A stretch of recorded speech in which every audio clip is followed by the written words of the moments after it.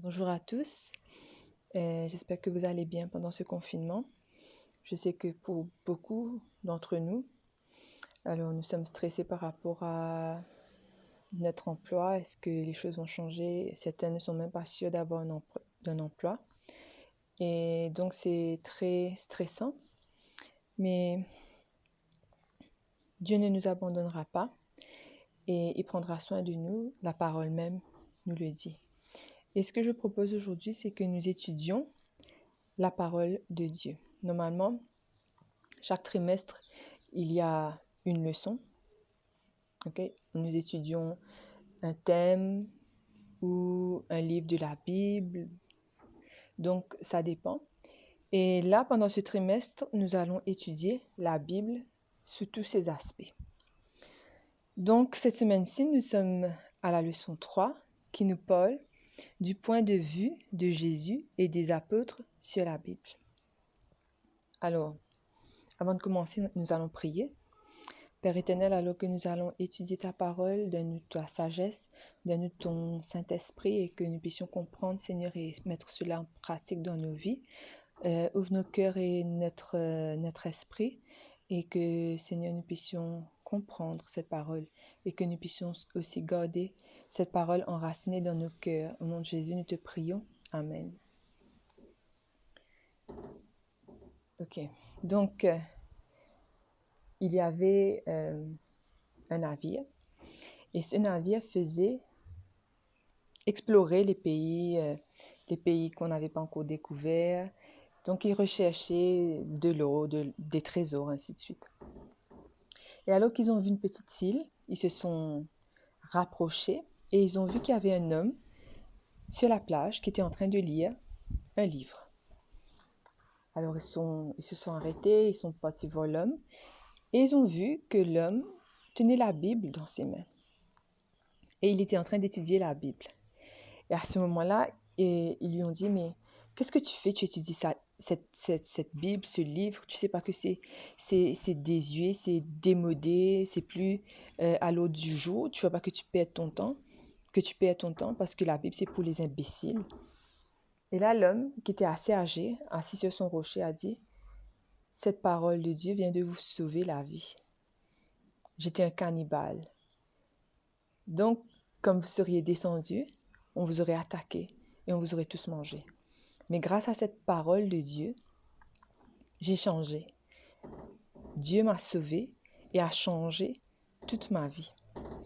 Et de nos jours, nous voyons qu'il y a beaucoup de personnes qui pensent que la parole de Dieu, c'est démodé. Il y en a qui pensent que c'est passé de mode. Il y en a qui pensent que c'est inutile, qu'il n'y a rien à apprendre de nouveau, qu'il n'y a rien qui est applicable dans notre société actuelle. Ou il y en a qui pensent que, ok, le Nouveau Testament, ça passe encore. Le Nouveau Testament et le livre des psaumes, ça passe. Mais les autres livres, on met de côté, c'est pas nécessaire. Alors aujourd'hui, nous allons étudier pourquoi il est nécessaire d'étudier et de garder l'Ancien Testament et le Nouveau Testament.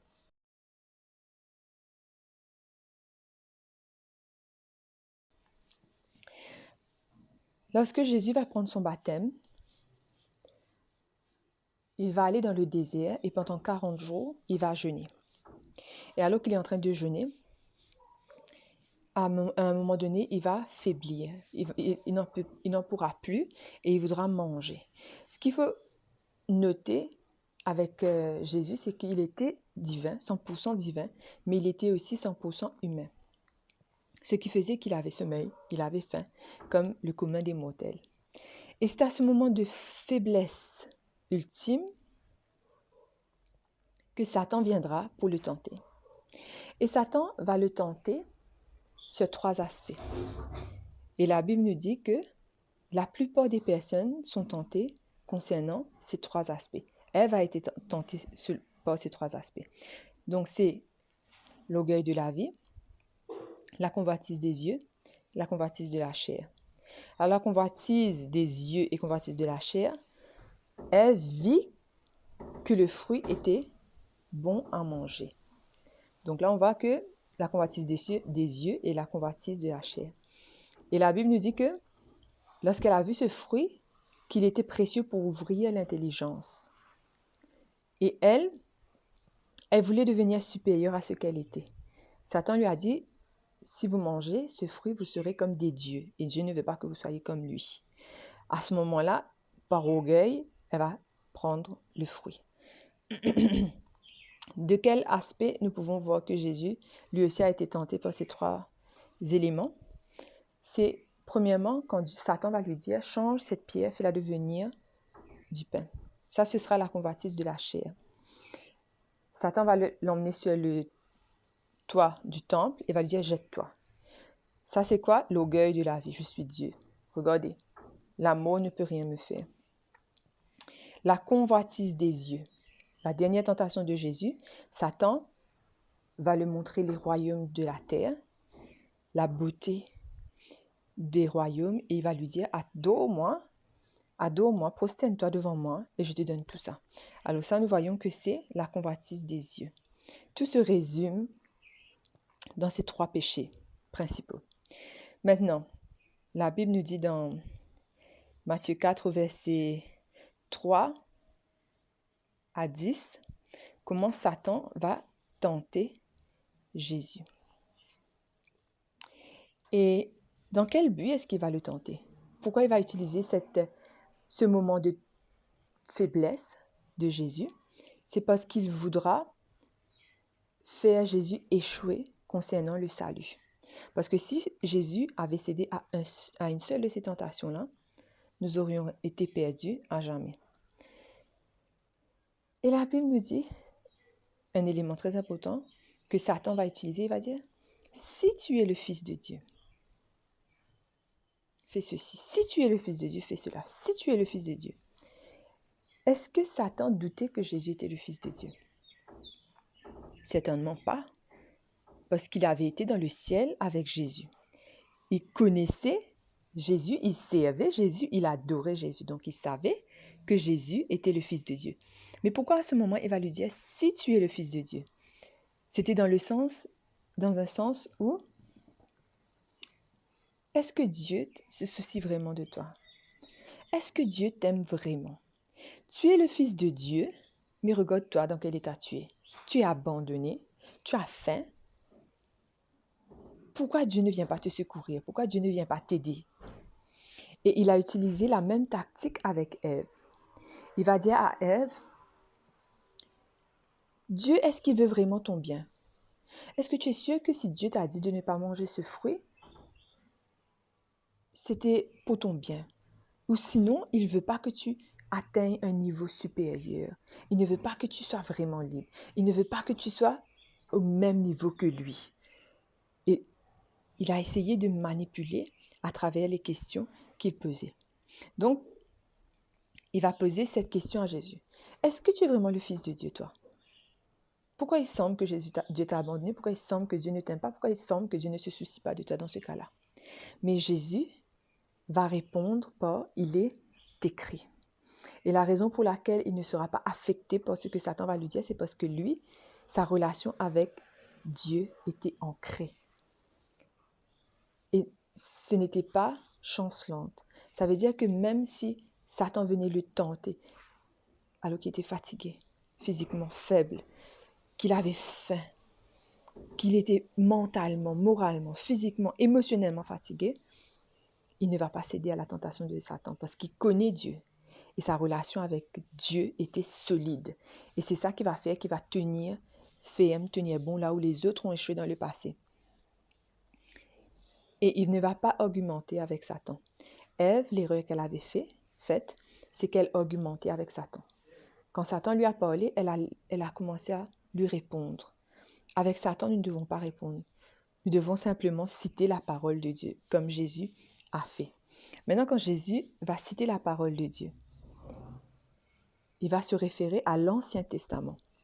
C'est pour ça que je vous dis, que la parole de Dieu vous dit, que la leçon vous dit, que l'Ancien Testament est aussi important que le Nouveau Testament. Jésus lui-même, devant la tentation, va citer l'Ancien Testament. Et plus précisément, qu'est-ce qu'il va citer? Il va citer plusieurs textes de Deutéronome. 2 fois, il va citer Deutéronome.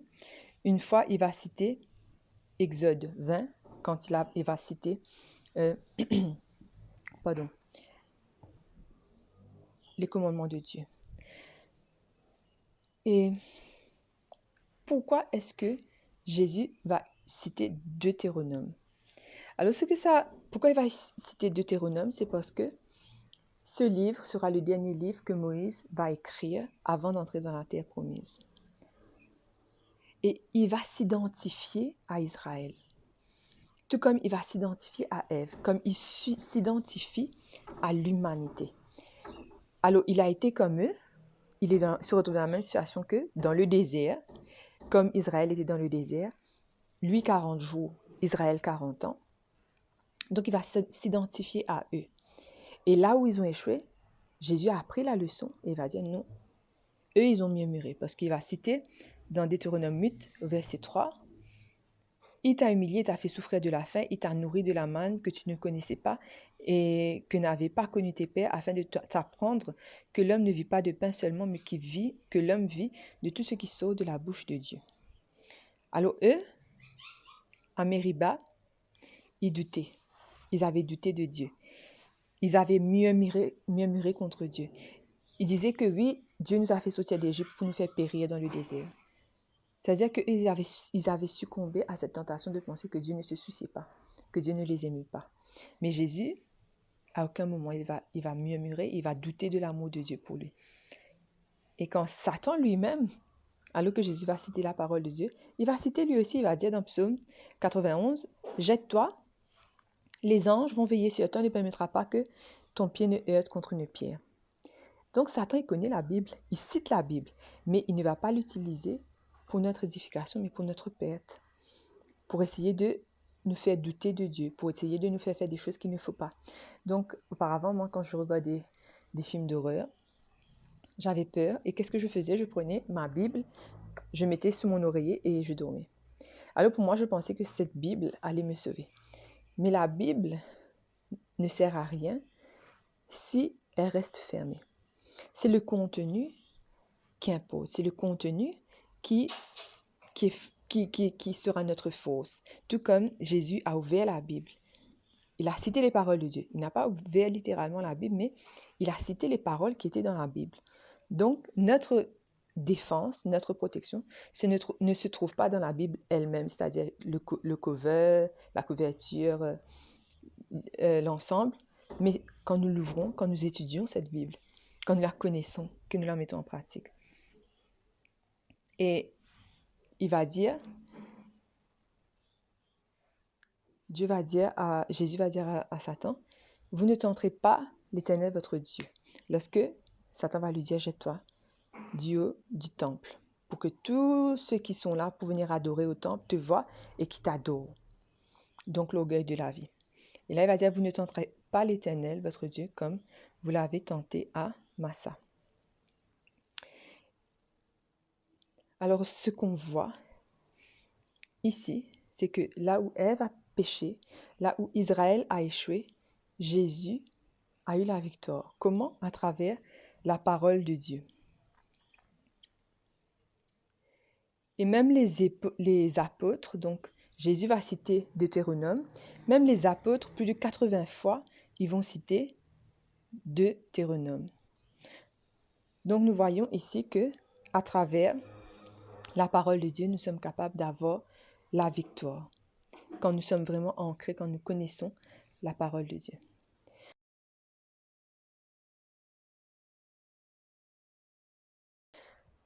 Maintenant, il y aura un avocat, un homme de la loi, c'est-à-dire un avocat, qui viendra voir Jésus et qui lui dira, « Jésus, quel est le plus grand commandement? » Et il le faisait dans le but de le tenter. La Bible nous dit de l'éprouver. Dans Matthieu 22, versets 36 à 40, il est dit, « Maître, quel est le plus grand commandement de la loi? » Jésus lui répondit, « Tu aimeras le Seigneur ton Dieu de tout ton cœur, de toute ton âme, de toute ta pensée. C'est le premier, le plus grand commandement, et voici le second qui lui est semblable. Tu aimeras ton prochain comme toi-même. De ces 2 commandements dépendent toute la loi des prophètes. Alors, les 4 premiers commandements, c'est notre relation avec Dieu. Les 6 derniers commandements, c'est notre relation avec notre prochain. Maintenant, pourquoi est-ce que l'avocat va demander à Jésus quel est le plus grand commandement? Vous connaissez les avocats. Souvent, ils ont besoin de faire des faux témoignages, de manipuler la vérité pour pouvoir gagner leur affaire. À ce moment-là, il va dire, mais Jésus, moi, je mens, mais celui qui a fait un meurtre là-bas, il est un plus grand pécheur que moi. Il va dire, oui, moi je convoite, mais seulement celui qui fait un adultère là-bas, il est un plus grand pécheur que moi. Ou que celui là-bas qui n'honore pas son père et sa mère. Alors, ils avaient cette idée de degré de péché. Ce péché-là est plus gros, ce péché-là est petit, c'est OK. Et ils vont essayer de piéger Jésus parce que lui, au fond de lui, il essayait de se justifier en ayant ce genre de pensée-là. Que les autres étaient plus bas que lui, étaient de plus grands pécheurs que lui. Et à ce moment-là, il essayait d'excuser ses péchés. Il essayait de calmer sa conscience. Et là, Jésus va lui dire, les commandements se résument en 2 éléments. Aime ton prochain, aime Dieu et aime ton prochain comme toi-même. Et on va voir l'idée de l'époque, comment les gens aimaient juger, comment les gens aimaient se comparer et comment il y avait de l'orgueil spirituel parmi le peuple. Et cela se reflète aussi avec les disciples, parce qu'ils vont demander à Jésus, alors que Jésus va faire la Sainte Seine avec eux, il va laver leurs pieds, juste avant que Jésus va s'humilier pour laver leurs pieds, ils vont se demander, mais qui est le plus grand parmi nous, parmi les 12 disciples? Et vu qu'à cette époque-là, ils pensaient que Jésus allait régner, devenir le roi d'Israël et renverser Rome, ils voulaient savoir, mais qui sera à sa droite, qui sera à sa gauche, qui sera ministre de ceci, qui sera ministre de cela. Donc, ils avaient des envies de grandeur, l'orgueil. Et alors qu'ils sont en train de penser à ces choses-là, Jésus va venir et laver les pieds de chacun. Et ils vont tous se sentir mal. Parce que juste avant que Jésus lave les pieds, personne ne va oser prendre cette eau, prendre le linge pour essuyer les pieds de toutes ces personnes. Parce qu'à l'époque, les hommes marchaient beaucoup, donc leurs pieds étaient très sales. Et c'était le serviteur qui devait venir pour laver les pieds. Mais à ce moment-là, ils vont attendre quel serviteur qui va faire ça. Et comme il n'y avait pas de serviteur, ils vont se regarder les uns les autres pour voir qui va laver les pieds. Et c'est Jésus lui-même, le maître, le rabbi, qui va venir pour laver les pieds de tous les disciples. Et ils vont se sentir indignés, ils vont se sentir mal par rapport à ça. Donc ça nous montre que comment nous devons obéir aux 2 commandements principaux, c'est quand nous aimons notre prochain et quand nous désirons nous élever, quand nous avons des sentiments égoïstes, quand nous avons de l'orgueil, quand nous avons la rivalité, la jalousie, nous sommes en train de pécher contre ce commandement qui est l'amour pour son prochain. Et Jésus a donné une leçon en lavant les pieds des disciples, en montrant l'humilité. Il n'a pas cherché à être égal à Dieu, malgré qu'il était égal à Dieu, mais il est venu comme serviteur. Il s'est dépouillé lui-même et il a servi tout le monde en démontrant qu'est-ce que le commandement qu'il disait de suivre, c'est-à-dire d'aimer son prochain comme soi-même, de faire preuve d'humilité, d'un esprit de service. Et beaucoup de chrétiens, ils vont se dire, mais je vais m'humilier, je vais servir seulement pendant le lavement des pieds, c'est tout. Mais c'est pas ça que Jésus nous demande de faire. C'est vrai qu'il le faut, qu'il nous a dit de faire de même. Mais ce qu'il a voulu montrer, l'exemple qu'il voulait montrer, la leçon qu'il voulait enseigner, c'est que nous sommes appelés à faire preuve d'humilité, à faire preuve d'amour, d'un esprit de service chaque jour, chaque seconde, comme il a fait lui à l'époque où il était sur terre. Et il va aller plus loin. Dans Jean 13, il va nous dire comme ça, Si vous savez ces choses, vous êtes heureux, pourvu que vous les pratiquiez. Donc, Dieu nous montre que quand nous faisons preuve d'humilité, quand nous faisons preuve d'un esprit de sacrifice, d'amour, de service pour les autres, nous sommes en train d'être heureux. Quand nous obéissons aux 2 commandements, aimer Dieu et aimer notre prochain, nous sommes heureux. Nous ne cherchons pas à être au-dessus des autres, nous ne cherchons pas à être meilleurs que les autres, nous ne cherchons pas à mesurer les degrés de péché, mais nous avons un esprit d'amour, un esprit de service, un esprit de sacrifice, tout comme Jésus lui-même avait quand il était sur terre. Et si nous observons ces 2 commandements, non seulement ça fera de nous de meilleurs chrétiens, mais ça fera de nous de meilleurs êtres humains. Maintenant, il y a beaucoup de personnes qui disent « mais les commandements ont été cloués à la croix ». Donc, je vous pose cette question. Peut-on clouer l'amour? Peut-on crucifier l'amour?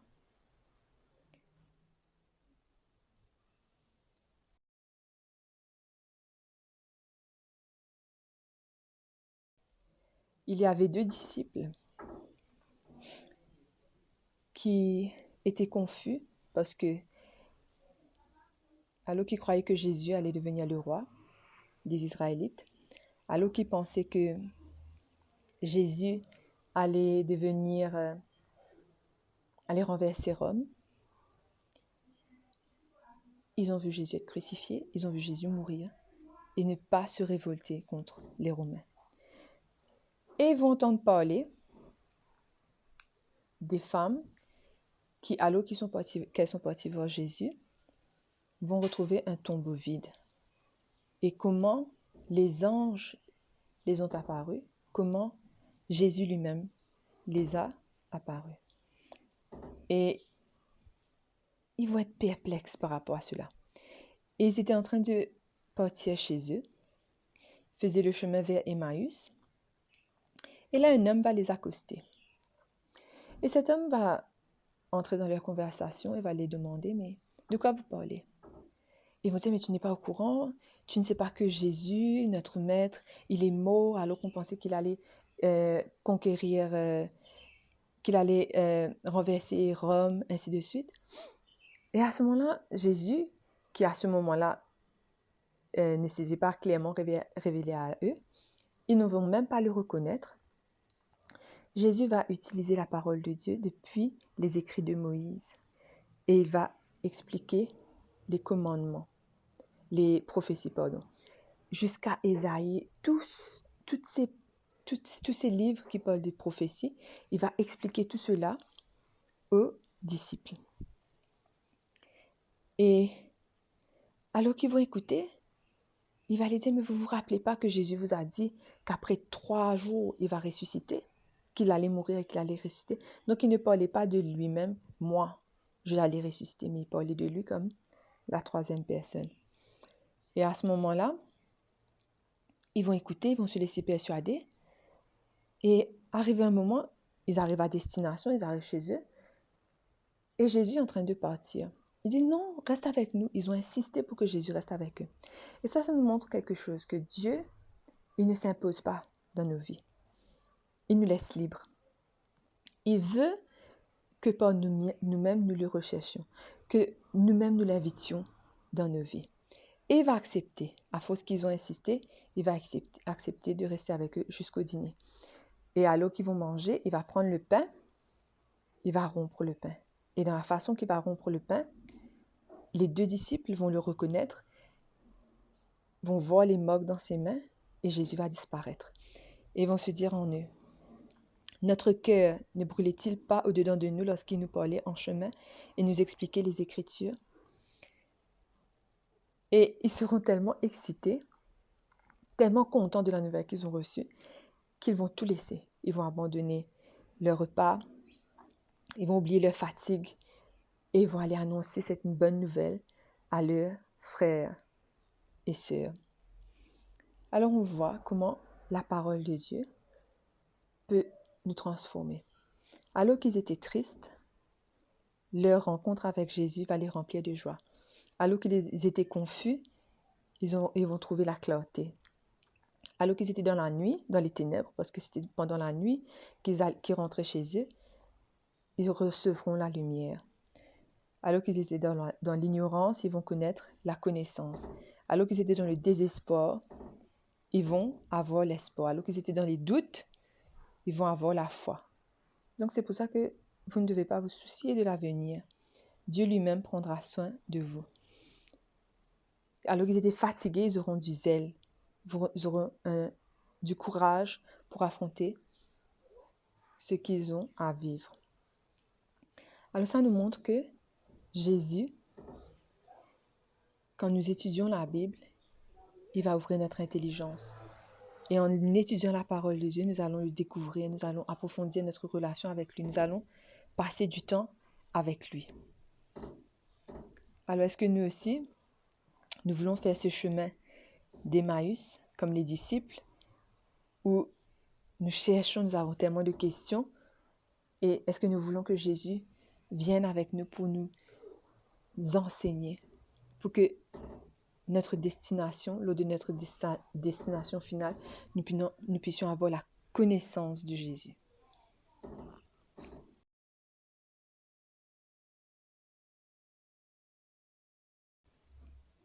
Jésus est à l'origine de la Bible. Alors, la Bible nous dit, dans Jean 1, 14, Jésus est la parole faite chair. Donc, Jésus lui-même accomplissait la parole de Dieu. C'est lui-même qui est l'auteur de la parole de Dieu. C'est lui qui a inspiré les hommes, c'est à travers des visions, ainsi de suite. Donc Jésus, c'est la parole qui a demeuré parmi les hommes. Et quel parallèle on voit, quelle ressemblance on voit entre Jésus et la parole de Dieu?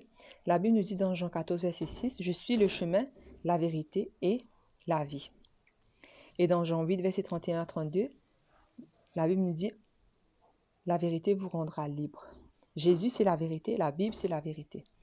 Jésus est la lumière du monde, dans Jean 8, verset 12, et la parole de Dieu nous dit dans Psaume 119, verset 105, un texte très connu, « Ta parole est une lampe à mes pieds et une lumière sur mon sentier. » Donc Jésus est la parole faite chair. Et Jésus a demeuré parmi les hommes. Qu'est-ce que cela fait dans notre vie de savoir que Jésus est la parole faite chair qui est venue nous sauver? Et quelle importance ça donne à la parole de Dieu pour la vie, dans notre vie de tous les jours? Dieu, le Père, le Fils et le Saint-Esprit nous a créés. Parce que quand nous retournons en arrière dans Genèse, la Bible nous dit « Faisons l'homme à notre image ». Donc c'est la Trinité qui a fait l'homme. Maintenant, si Dieu nous a créés, Jésus nous a créés, il était là lorsque nous avons été créés, à quoi est-ce que la parole de Dieu nous sert?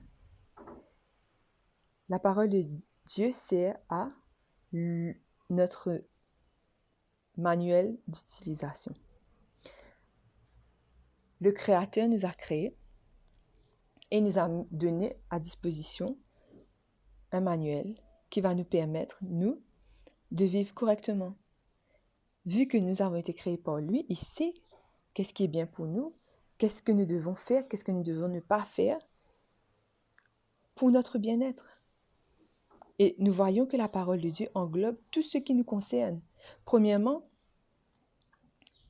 notre bien-être physique. Dieu nous parle de notre origine, à travers Adam et Ève. Nous parle de notre histoire, la chute, le déluge, les événements qui se sont produits, le salut à travers Jésus. Donc la Bible concerne notre histoire. La Bible nous parle de notre alimentation. Des aliments purs, des aliments impurs que nous ne devons pas prendre. Et des aliments purs que nous pouvons consommer. Et comment consommer ces aliments? La Bible nous dit dans Matthieu 6 comment nous ne devons pas nous soucier de quoi que ce soit, de ce que nous allons manger, de ce que nous allons boire. Nous ne devons pas nous soucier de quoi que ce soit, de ce que nous serons vêtus, car Dieu prendra soin de ces choses. Dieu nous dit que il n'y a pas un moineau qui tombe du ciel qu'il n'ait remorqué. Maintenant, quand on regarde un moineau, c'est pas un oiseau que nous allons peindre. C'est pas un oiseau, nous allons pas photographier un oiseau, un moineau, pour le mettre dans notre maison. Pourquoi? Parce que c'est un animal commun. Il y en a tellement. Et physiquement, il est fade. Physiquement, il n'y a pas de beauté en lui. Pas comme les aigles, pas comme les aras, comme les perroquets, comme les perruches, comme ces oiseaux magnifiques. Mais la Bible nous dit un moineau qui est fade, que l'homme ne considère pas, il tombe du ciel et Dieu le sait. Et combien il y en a sur terre? Alors s'il prend soin des moineaux, sans intérêt, sans beauté, est-ce qu'il ne prendra pas soin de nous, ces créatures? Et donc, il nous parle de notre bien-être physique. Il nous parle de notre bien-être émotionnel. Comment nous devons avoir un seul époux, une seule épouse. Comment il nous parle de l'amour passionnel dans Cantique des Cantiques. Il nous parle de comment nous pouvons être sains émotionnellement, c'est-à-dire ne pas se mettre en colère dans une période prolongée, comment ne pas chercher à se venger, comment ne pas garder rancune, comment ne pas être amer. Pour notre bien, la jalousie, l'envie, la convoitise, pour notre bien-être émotionnel. Il nous parle de notre relation avec nous-mêmes, du fait que nous avons de la valeur, du fait que nous ne sommes pas là par hasard, mais que nous sommes voulus de Dieu. Dieu nous a choisis et il nous a aimés. Comment il a voulu que nous soyons sur terre. Il y avait une chance sur 1 million que nous soyons là. Mais Dieu a fait en sorte que nous soyons là. Il nous a choisis. La Bible nous dit dans Jérémie 1, verset 5, « Avant que je t'eusse formé dans le ventre de ta mère, je te connaissais. Et avant que tu fusses sorti de son sein, je t'avais consacré. Je t'avais établi prophète des nations. » Donc nous voyons que Dieu est un Dieu qui nous aime, qui nous a choisis avant la fondation du monde. Donc ça nous donne notre sens de valeur, notre sens que nous sommes voulus de lui. Même si quelquefois il y a des personnes qui ne sont pas forcément voulues de leurs parents, mais ne pensez pas que vous êtes sur terre pour rien. Mais Dieu a voulu que vous soyez là. Vous avez de la valeur pour Dieu. La Bible actuellement est une lettre d'amour pour l'homme, de la part d'un Dieu éternel, du roi des rois qui est sur son trône dans le ciel et adoré par les anges. Jérémie 31, verset 3. « Je t'aime d'un amour éternel. » Dieu nous aime d'un amour inconditionnel, d'un amour agapé. C'est-à-dire qu'il nous connaît, il connaît le défaut, il connaît le pire caractère, le pire défaut de caractère, mais il nous aime quand même. La Bible nous dit, « Une femme oublie-t-elle l'enfant qu'elle allait? N'a-t-elle pas pitié du fruit de ses entrailles? Quand elle l'oublierait, moi je ne l'oublierai pas. » Dans Isaïe 49, verset 15. Dans Matthieu 23, verset 37, « Combien de fois ai-je voulu rassembler tes enfants, comme une poule rassemble ses poussins, sous ses ailes, et vous ne l'avez pas voulu. »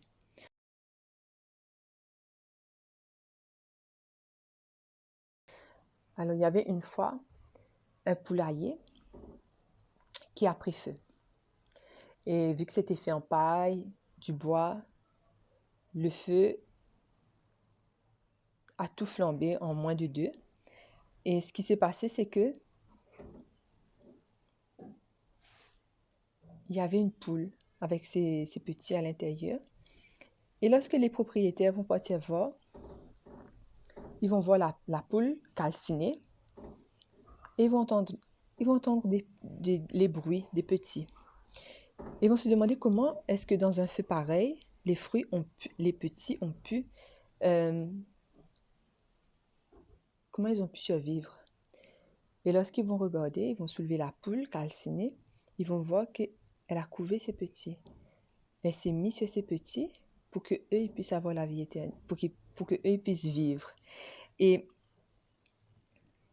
cette poule, c'est un peu comme Jésus, qui a accepté de mourir pour que nous puissions avoir la vie éternelle.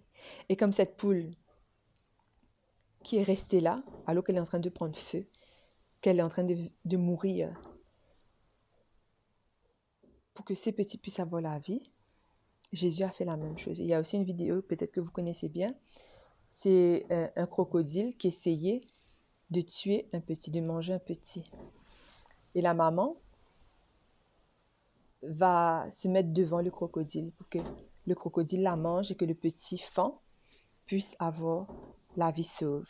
Donc c'est ça le sacrifice que Jésus a accepté de faire pour nous. C'est l'amour qu'il ressent pour l'homme, alors que l'homme est pécheur, et alors que l'homme n'est pas digne de cet amour. Voilà la raison pour laquelle Dieu nous a donné ce manuel d'utilisation qui est la Bible. Et il nous parle aussi dans cette Bible de l'ennemi de nos âmes qui est Satan, de son origine qui est dans le ciel.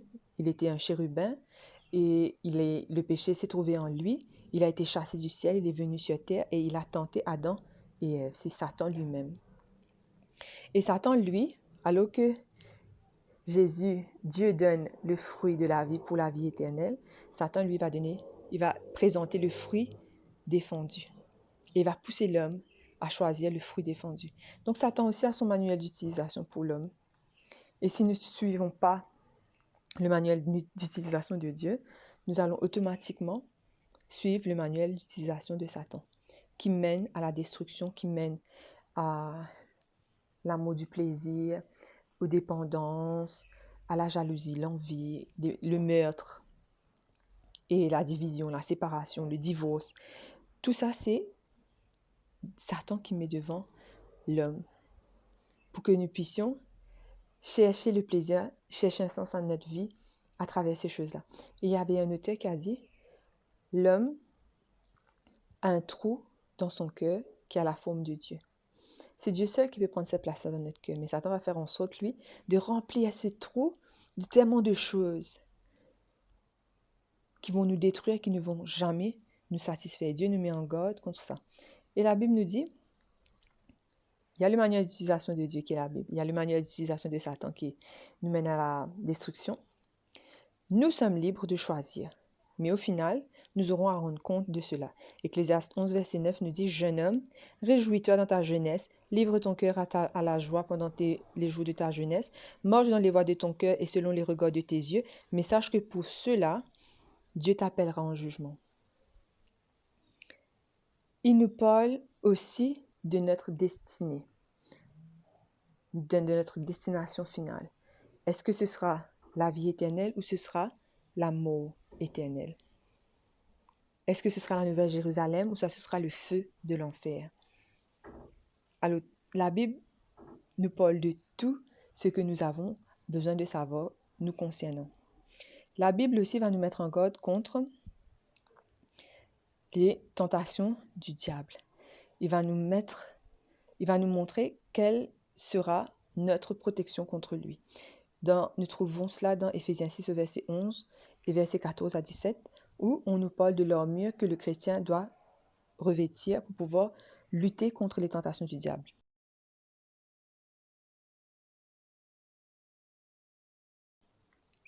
Alors, il va nous dire premièrement, ayez la vérité pour ceinture. Et vous savez que l'armure, pour qu'elle puisse tenir, il faut la ceinture. Donc, c'est la ceinture qui tient le tout. Et cette ceinture représente la vérité qui est la parole de Dieu, qui est Jésus lui-même, et Jésus est la parole faite chair. Nous devons revêtir la cuirasse de la justice. La cuirasse de la justice, c'est le haut de l'armure qui protège notre cœur. Donc, nous devons protéger notre cœur des souillures du monde. Protéger notre cœur de l'ennemi qui essaye d'avoir notre âme. Nous devons avoir pour chaussures, nous devons mettre les chaussures pour proclamer l'évangile. Nous devons avoir pour bouclier la foi. C'est-à-dire que nous avons notre arme défensive, qui est le bouclier de la foi. Et c'est le fait de croire en Dieu. Hébreux 11, verset 6 nous dit que la foi, c'est croire en Dieu. Et quand nous croyons en Dieu, nous croyons que c'est lui qui va combattre pour nous, parce que la Bible nous dit, Exode 14, verset 14, « Gardez le silence, l'Éternel combattra pour vous. » Le casque est aussi, c'est dans la parole de Dieu que nous pouvons trouver notre protection, tout comme Jésus a trouvé sa protection dans la parole de Dieu lors de la tentation. Nous devons mettre le casque du salut. C'est-à-dire que nous devons garder notre esprit, protéger notre esprit, mettre un casque sur notre esprit, nos pensées, pour qu'il n'y ait rien de souillé, il n'y a rien qui va nous pousser à pécher contre Dieu. Et qui va aussi nous permettre de choisir. Notre esprit nous permet de choisir la vie ou la mort. La Bible nous dit dans Deutéronome 30, verset 15, « Voici, je mets devant toi la vie et le bien, la mort et le mal. » Choisis la vie. Dans le Nouveau Testament, il y aura un ajout, « Choisis la vie. » Nous avons l'esprit, l'épée de l'esprit qui est la parole de Dieu. Alors, la parole de Dieu est représentée comme l'épée dans la parole de Dieu. Donc, la Bible nous dit dans Hébreux 4, verset 12, que la parole de Dieu est vivante et efficace, plus tranchante qu'une épée quelconque à deux tranchants, pénétrante jusqu'à partager âme et esprit, jointure et moelle. Elle juge les sentiments et les pensées du cœur. Alors, j'ai cherché qu'est-ce qu'une épée à double tranchant. La définition, c'est atout que l'on peut utiliser contre les autres, mais qu'on peut aussi utiliser contre nous-mêmes. Atout que l'on peut utiliser contre les autres, mais qui peut à tout moment se retourner contre soi. J'ai jamais vu ça dans ce sens-là. Lorsque j'ai recherché, j'ai vu ça et ça m'a fait réfléchir. C'est que la parole de Dieu est une défense contre l'ennemi, contre le diable. Mais ça peut aussi se retourner contre nous. Si nous connaissons la Bible, nous connaissons ce qu'il faut faire, mais que nous ne le faisons pas, cette Bible sera notre jugement, scellé contre nous-mêmes, par rapport à nos choix de délibérément rejeter la Bible. Et la Bible nous dit que une personne qui est possédée, lorsque elle quitte le corps et qui revient, que le mauvais esprit revient et voit que partout où on est vide, c'est-à-dire qu'il n'y a pas d'occupant dans la maison, dans le corps de cette personne, il revient avec cet esprit plus méchant et l'état de cette personne est pire qu'avant. Ça veut dire que nous devons occuper notre corps avec Jésus. Parce que si notre cœur n'est pas occupé par Jésus, Satan va revenir et il va prendre la place dans notre cœur, dans notre corps.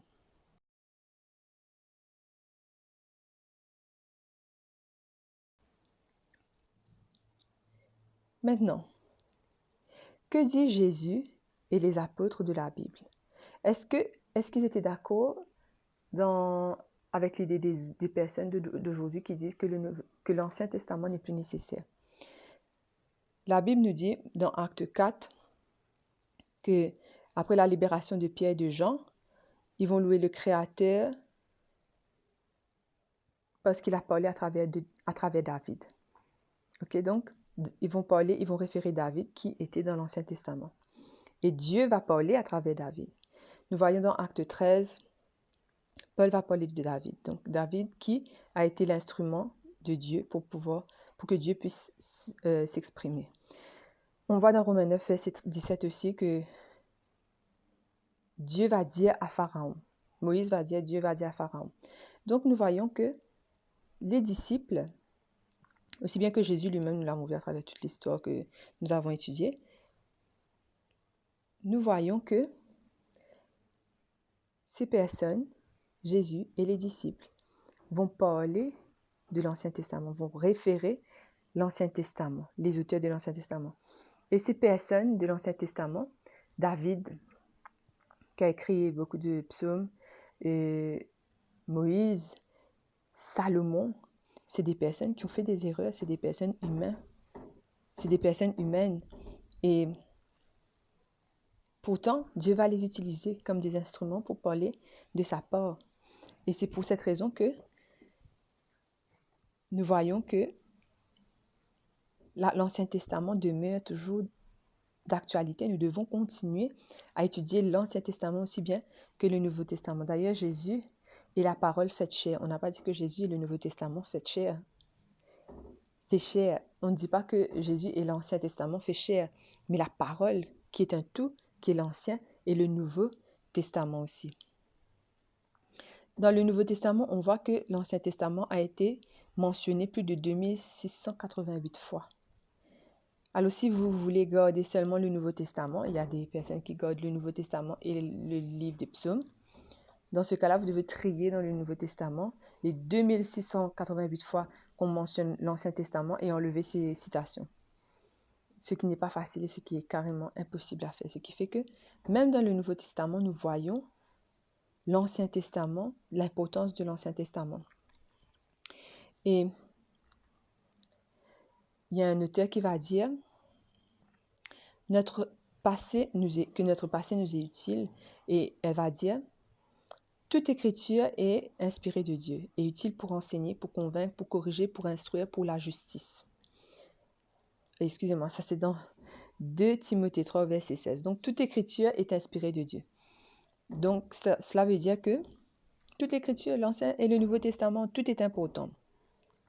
Alors la citation, pour revenir à ce que je disais, nous n'avons rien à craindre de l'avenir si ce n'est d'oublier les enseignements du Seigneur et la manière dont il nous a conduits dans le passé. Donc ce qui veut dire que nous devons nous rappeler de notre passé. Et notre passé, notre histoire se trouve dans l'Ancien Testament. Donc il est important que nous puissions garder l'Ancien Testament, nous rappeler de notre histoire, de notre origine qui se trouve en Dieu. Et aussi, beaucoup de personnes ne veulent pas avoir affaire à l'Ancien Testament parce que l'Ancien Testament, il y a les 10 commandements et les 10 commandements ne sont plus applicables. Mais nous devons nous demander qu'est-ce que la parole de Dieu nous dit sur l'Ancien Testament. Le Nouveau Testament nous dit quoi? Dans Jacques 2, dans le Nouveau Testament, Jacques 2, verset 10, il est dit « Quiconque observe toute la loi, mais pêche contre un seul commandement, devient coupable de tous. » Ce qui veut dire que même à l'époque où Jacques a écrit, vers la fin du Nouveau Testament, on mentionne les commandements. Donc, l'Ancien Testament, les commandements sont toujours en vigueur. Donc, nous devons continuer à observer les commandements de Dieu. Nous devons continuer à considérer l'Ancien Testament. Et donc, pour vous dire que, à travers notre étude d'aujourd'hui, à travers la tentation de Jésus dans le désert, à travers le parcours des 2 disciples à Emmaüs, à travers l'exemple des apôtres et de Jésus qui ont mentionné les commandements, l'Ancien Testament, plus de 2800 fois, comment la parole de Dieu, l'Ancien et le Nouveau Testament, est notre manuel d'utilisation concernant notre vie. Donc, tous ces éléments-là nous montrent que nous devons continuer à observer tout ce que la Bible nous dit dans la totalité, dans sa totalité. Parce que Jésus est la parole faite chair. Donc, nous ne pouvons pas diviser Jésus. Comment est-ce que nous pouvons diviser la parole de Dieu et dire que ça, c'est toujours applicable, ça, c'est pas applicable? L'Ancien Testament, le Nouveau Testament, tous les deux sont encore d'actualité et nous devons toujours observer ce que la parole de Dieu nous dit. Et je vais conclure en disant, en vous rappelant que la parole de Dieu, c'est une épée à double tranchant. Elle peut nous servir comme un moyen de défense pour nous protéger de l'ennemi, pour avoir la victoire sur l'ennemi à travers Jésus. Mais cette arme peut se retourner contre nous-mêmes. Si nous connaissons la parole de Dieu, mais que nous n'avons pas envie de la mettre en pratique, que nous la négligeons, que nous désobéissons, cela se retournera contre nous-mêmes. Donc que nous puissions nous-mêmes prendre en compte notre avenir, la vie éternelle, parce que la Bible nous dit, voici, je mets devant vous deux chemins, l'amour ou la vie, choisissez la vie. C'est clair. Tous ceux qui ont un peu de jugeote voudront vivre. On peut le voir quand les personnes sont attaquées par les animaux, par les autres personnes, leur combativité, parce qu'ils ne veulent pas mourir, ils font tout pour vivre. Les animaux aussi, quand ils sont attaqués, ils font tout pour se débattre, parce que leur vie est précieuse. C'est un mécanisme humain, ça. Nous avons besoin de nous battre pour notre survie, pour notre vie. Donc, le temps que nous avons sur la terre, nous devons combattre, nous devons nous battre pour que nous puissions avoir la vie, pas seulement sur cette terre, mais la vie éternelle. Amen. Alors, nous allons prier. Père éternel, nous te remercions pour cette magnifique leçon de la parole de Dieu qui nous permet de prendre conscience que nous devons étudier la parole, l'Ancien Testament, le Nouveau Testament, car c'est là où se trouve notre identité, c'est là où se trouve notre origine, notre valeur et notre Créateur, celui qui nous a créés, qui veut que nous puissions vivre avec lui pour l'éternité. Nous te demandons de nous aider, Seigneur, afin que nous puissions te mettre en priorité, étudier ta parole et appliquer tout ce que tu nous dis, afin que cette parole, Seigneur, cette épée ne se retourne pas contre nous-mêmes un jour. Nous te remercions pour tes grâces, tes bénédictions. Aide-nous dans notre cheminement avec toi. Et je prie particulièrement pour ceux qui, en ce jour, passent par des moments difficiles par rapport à l'incertitude. Il y a des personnes qui ont des dettes, il y a des personnes qui ont besoin d'un travail, que peut-être ils vont perdre leur travail. Ils ne savent pas vers qui se tourner, mais Dieu, Père éternel, tu nous as dit dans ta parole que dans Matthieu 6, que nous sommes plus qu'un moineux, que tu prendras soin de tout, que nous n'avons pas à nous inquiéter du lendemain, car à chaque jour suffit sa peine, quand toi tu prendras soin de demain. Et nous voulons nous appuyer sur toi, nous voulons te faire confiance, nous voulons que tu puisses prendre soin de notre nourriture, de notre vêtement, de ce que nous porterons, d'où nous habiterons. Il y a des personnes qui ont des dettes, il y a des personnes qui sont dans le stress, mais Seigneur, qu'ils puissent avoir le repos en toi, s'appuyer sur toi, parce que tu es le Dieu, l'auteur de la parole de Dieu. Dans la parole de Dieu, il y a des promesses par milliers, Seigneur, pour chaque jour de notre vie, jusqu'à notre mort. Tu seras avec nous, tu nous as fait une promesse pour nous montrer que tu vas prendre soin de nous, que nous n'avons rien à craindre de l'avenir et que nous devons, Seigneur, nous appuyer sur le passé, parce que dans le passé, nous avons vu comment tu as agi, comment tu nous as protégés, comment tu as ouvert des portes là où il semblait ne pas avoir de portes, et que même dans la vallée de l'ombre de la mort, nous ne craignons rien quand tu es avec nous. Donc, peu importe ce que peut faire ce qui peut nous arriver sur la terre, Seigneur, tu es le créateur du monde, la terre t'appartient, toutes les richesses t'appartiennent. Donc, tu sauras comment subvenir à nos besoins. Nous te faisons confiance. Calme nos cœurs, donne-nous la paix qui vient directement de toi, et que nous puissions, Seigneur, connaître ce bonheur que tu nous as promis dans ta parole. Au nom de Jésus, Amen.